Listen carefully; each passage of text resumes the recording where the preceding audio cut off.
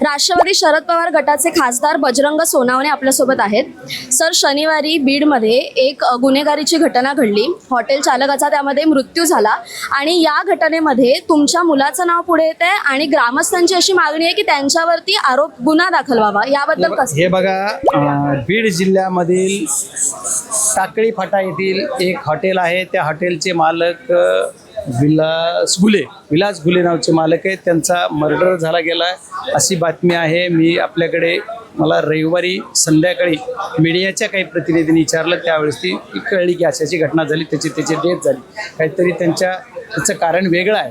ह्या काहीतरी यांच्या आपापसातले काही लफडे आहेत. आता त्याचं जरी एक फोटो तुम्हाला शेअर करायचा म्हणलं तर ज्यांचा मर्डर झाला आहे तो, ज्यांनी मर्डर केला आहे तो, आणि जो की अल्पसंख्याक या काहीतरी असं म्हणलं जाते कोळी समाजाचा एक बांधव आहे माझा, त्या तिघाचा एकत्रित फोटो एका बॅनरवर दिसतो. म्हणजे ते सगळे मित्र आहेत. मला सांगायचं आहे की ते सगळे मित्र आहेत. आणि आता तिथं मित्र असताना, त्यांचे बॅनर असताना वाटलं तर तुम्हाला मी दाखवू शकतो. असं सगळं असताना सुद्धा आता त्याच्यात काय होतंय तर माझ्या मुलाचं नाव घेतलं जातंय का? तर हो, घेतलं जात आहे. मीडियाला बोललं जातंय. सगळे पोलीस सुद्धा का ऐकतात मला माहीत नाही. पोलिसनी सुद्धा जर माझा मुलगा तिथे गेला असेल, त्याच्यात काही एकतर भारतीय जनता पार्टीचा एक खूप मोठा नेता आहे, म्हणजे तालुक्यावरला तालुकाध्यक्ष होता, एवढा मोठा नेता आहे. तर त्या नेत्यानं असं बोललं गेलं आहे की खासदार पुत्रांनी पोलीस स्टेशनमध्ये येऊन दबाव टाकला आणि दबाव टाकून ती पोलीस स्टेशनला केस घेऊ नका असं म्हणलं. तर माझी एक विनंती आहे आपल्याला की पोलिसनी सुद्धा, जर माझा मुलगा आलता का नाही, कुठे पोलीस स्टेशनला येऊन का भिंतीला बोलला? पोलीस स्टेशनला गेलं तर कुणाला बोललं? पोलीसला बोलला असेल. त्या पोलिसनी भत्तीच्यावर ठीक आहे, पोलीस बी खोटं बोलतात माझ्या दबावात. सरकार तुमचं, पोलीस तुमचे, आणि मी विरोधी खासदारात आहे. तरी समजा पोलीस खोटं बोलते तुम्हाला असं समजू, तुम्ही CCTV काढा, माझा मुलगा गेलाय. आणि जर एक खोटा आहे तर मग तुम्ही चेतावणीपर भाषण केलं, या लोकाला मॉबला भडकावायचं भाषण केलं आणि भडकवताय मॉब. ह्याच्यामुळं सरकार, पोलीस आणि बीड जिल्ह्याचे SP त्याच्यावर काय एक कारवाई करणार, खासदार म्हणून मी त्यांना विचारतोय. आणि दुसरा प्रश्न पहिला जो तुम्ही प्रश्न विचारला की माझा मुलगा त्याच्यात असेल तर ते दोषी असेल, मी दोषी आहे का? पहिली बातमी अशी होती की मी फोन केलाय. दुसरी बातमी अशी की माझा मुलगा तिथं गेला आणि पोलीस स्टेशनला गेला, पुन्हा गावात गेला, स्पॉटला गेला, त्यांनी फोन केला. आमचे कॉल डिटेल काढा. कुठंही जर आम्हाला फोन आम्ही जर केला असलं त्या घटनेला, तर म्हणजे माझं तर सोडा, पण माझ्या मुलाचं बोलतो अगोदर की मुलानं जर कुठं फोन केला असेल, ते कुठं सापडला असेल, कुठं गेला असेल तर त्याच्यावर सुद्धा कारवाई करा. त्याला सुद्धा जेलमध्ये टाका. दोषी असेल त्याला जेलमध्ये टाका. पण नसेल तर अननेसेसरी आमची बदनामी करू नका यार. खूप वाईट वाटते. माझा मुलगा आहे, माझ्यावर काहीही बोला ना, राजकारण नीच वृत्तीचं करताय. ज्या मुलाचं वय आणखी 21-22 झालंय कसं तरी, आत्ता इतक्या लहान वयाचा मुलगा, एकच जमेची बाजू आहे. हे राजकारणामध्ये माझ्या घरात दुसरं कुणी नाही. माझी हिस्ट्री मीच सुरू केली, हे काही जणांना बघवत नसेल. आणि मला सपोर्टेड म्हणून माझा मुलगा, मी मुंबईला आहे, दिल्लीला आहे, किंवा काही ही माझं सेशन आहे किंवा कुठल्या कामाने तर बाहेर आहे, त्यावेळेस माझा मुलगा माझ्या मतदारसंघातल्या माझ्या चाहत्यांच्या कुठलं लग्न कार्य असेल, कुठलं कार्य असेल किंवा कुठलाही याच्यामध्ये प्रत्येक कार्यक्रम अटेंड करतोय. ह्याचं जर कुणाच्या डोळ्यात आणि कुणाला वाटत असेल की आमची मुलं काहीच करत नाहीत, त्याच्यामुळे जर माझ्या मुलाचा हेवा करत असला नीच वृत्तीचं राजकारण सोडा आणि आमने सामने करा आणि जातीवादीचं करा. मी एक खंबीर आहे. आणि मला म्हणजे हे सांगायचं आहे की याच्यामध्ये वरच्या कुणी नेतृत्वानं आणखी याच्यात हस्तक्षेप राजकीय केला आहे असं मला म्हणायचं नाही. कठोर शिक्षा झाली पाहिजे असं 100% आहे.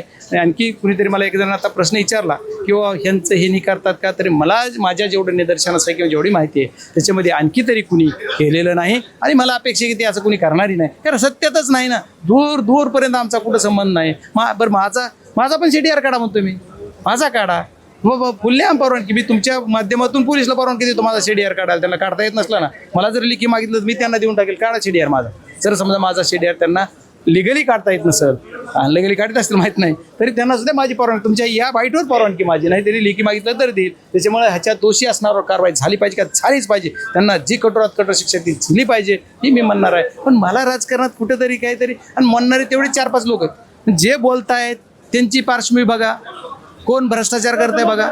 मग त्याच्यात भ्रष्टाचाराची केस मी कुठं काढली असेल, तुमच्या गुन्हेगारी पार्श्वभूमीवर बोललं असेल म्हणून मला टार्गेट करताय का? या टार्गेटवर सुद्धा सगळं बोललं पाहिजे असं मला वाटतं. त्याच्यामुळे माझ्या मुलाचं नाव हे विनाकारण येतंय. माझं कुठेही त्याचा संबंध नाही. असला जर पोलिसला आढळला तर जी कारवाई असेल ते करा. बीडमधील ह्या वाढत्या गुन्हेगारीवर काय उपाययोजना केल्या पाहिजे? बीडमधील वाढत्या गुन्हेगारीवर एकच, बीडला विशेष न्यायालय करा. बीडचा प्रत्येक गुन्हा जो आहे तो गुन्हा झालेले जे क्राईममध्ये जे लोक आहेत त्यांना फास्ट आणि शिक्षा अशी द्या की 1 वर्षाच्या आत त्याला शिक्षा झाली पाहिजे. आणि अशा पद्धतीचं ज्यावेळेस म्हणजे फास्ट निर्णय झाला पाहिजे.